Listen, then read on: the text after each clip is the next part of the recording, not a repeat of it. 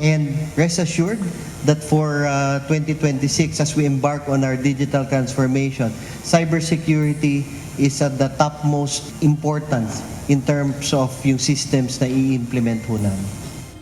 Digital transformation at cybersecurity.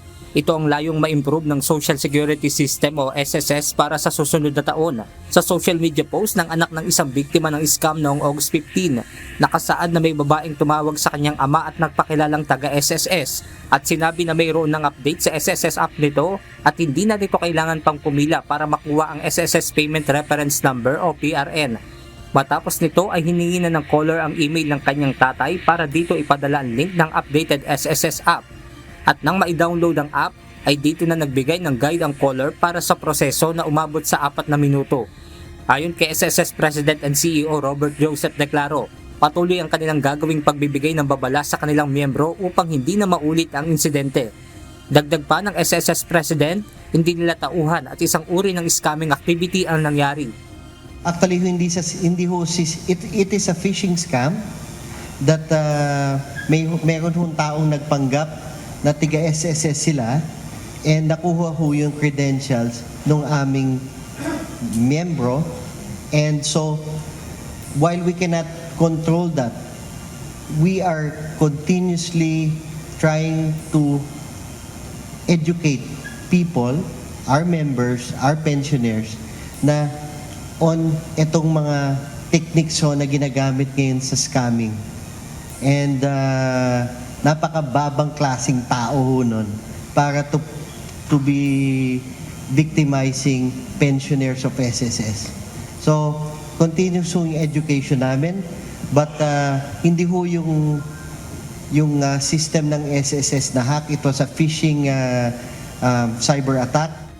Ayon pa kay Declaro, magkakaroon na rin sila ng upgrade sa kanilang digital service at magdadagdag pa sila ng branches sa bansa. Ayon pa sa SSS, isa sa nais nilang maipalaganap ay yung mga impormasyon patungkol sa pensyon, lalo na ng self-employed.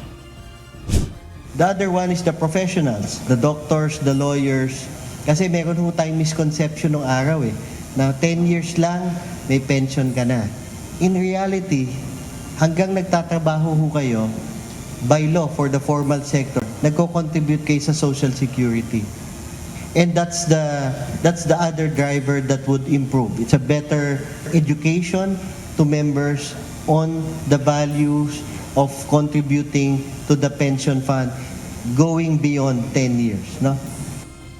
Ayon pa kay Declaro, minimum na pension lang o katumbas ng nasa 2,200 pesos kada buwan ang makukuha ng mga naghulog ng kontribusyon sa loob ng 10 taon. So the more you put in to your pension to SSS, the more you will get in the end. So, ang naging problema ho dito in the past is kagaya sa mga professionals dahil sila yung mga self-employed. Pag nalaman nila na 10 years may pension na sila, totoo po yun, tama po yun. Pero, ang problema nun, pagdating ng time na mag-a-apply na sila for pension, sasabihin nila, napakaliit pala nito. Benedict Samson, UNTV News and Rescue. Diyos ang aming sandigan, serbisyo publiko ang aming pinahahalagahan.